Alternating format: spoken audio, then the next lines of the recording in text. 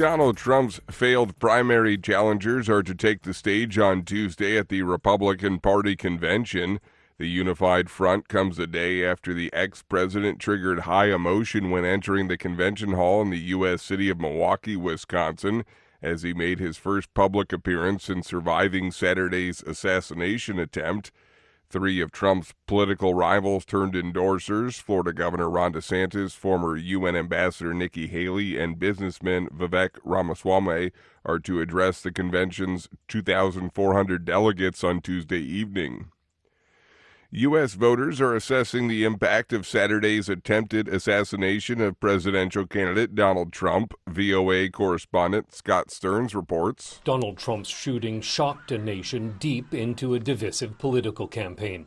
Wisconsin voter James Hauser says there's no place for violence in American politics. People have their own opinions. Nobody should get shot over their own opinions. I mean, that's why we vote. The Trump and Biden campaigns have both toned down some of their rhetoric since the shooting, with Trump telling the New York Post that he has rewritten parts of the acceptance speech he'll give here Thursday night to focus on bringing the nation together. Scott Stearns, VOA News, Milwaukee. The Pentagon on Tuesday offered condolences to Islamabad after the Pakistani military said a suicide bomber rammed his explosive-laden vehicle into the outer wall of an army housing complex, killing 8 Pakistani soldiers on Monday. When it comes to counterterrorism, the U.S. and Pakistan have worked together in the past, and we continue to discuss ways that we can work together. Pakistan has witnessed a surge in militant attacks, mostly in the northwest, which borders Afghanistan, in recent years. This is VOA News. U.S. Senator Bob Menendez was convicted on Tuesday on all 16 criminal counts he faced, including bribery at his corruption trial, completing the once powerful New Jersey's Democrat dramatic downfall. Reuters correspondent Freddie Joyner reports. The trial centered on what federal prosecutors called several overlapping bribery schemes, in which the senator and his wife accepted hundreds of thousands of dollars in cash, gold bars, and car and mortgage payments from 3 businessmen who wanted his help. In exchange for bribes, Menendez helped steer billions of dollars in American aid to Egypt, where one of the businessmen had ties to government officials, according to prosecutors. Menendez was also accused of seeking to influence criminal probes involving 2 other businessmen. After the verdict Tuesday, Menendez, a fixture in Washington for more than 3 decades, said he would appeal. Reuters correspondent Freddie Joyner. The families of 5 Israeli women soldiers held hostage in Gaza since the October 7th attacks on Tuesday pleaded with Prime Minister Benjamin Netanyahu to make an accord for their release before he goes to Washington next week. Facing mounting international and domestic criticism, Netanyahu is set to speak to a joint meeting of the U.S. Congress on July 24th and to meet President Joe Biden. The families released new pictures of the detainees to increase pressure on Netanyahu. Thai police are investigating the deaths of 6 foreign nationals whose bodies were found in a room at an upmarket hotel in Bangkok on Tuesday, including looking for a 7th person in connection with the incident. Reuters correspondent Alex Cohen has more. All 6 were of Vietnamese descent, including 2 Americans. Police believe they may have ingested something that killed them and that they were not the victims of robbery or assault.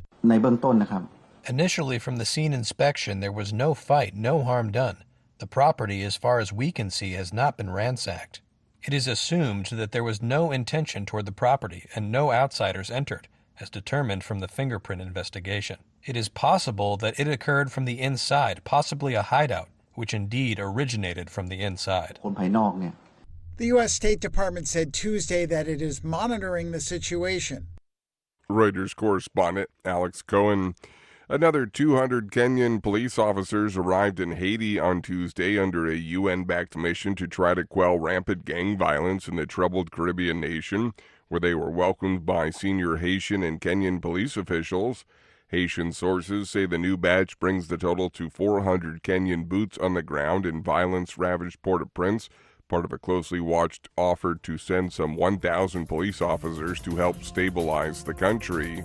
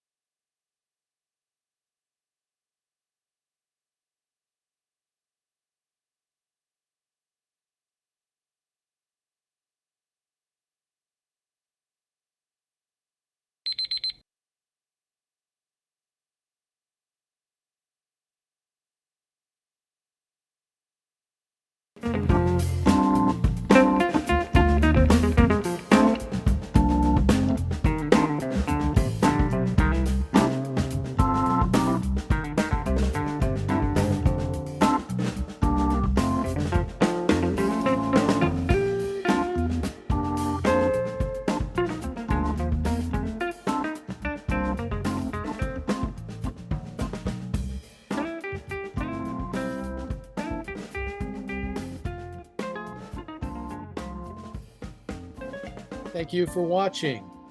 Can you do me a favor? Please leave a comment in the comments section below. That would really help. Thank you, and see you again soon.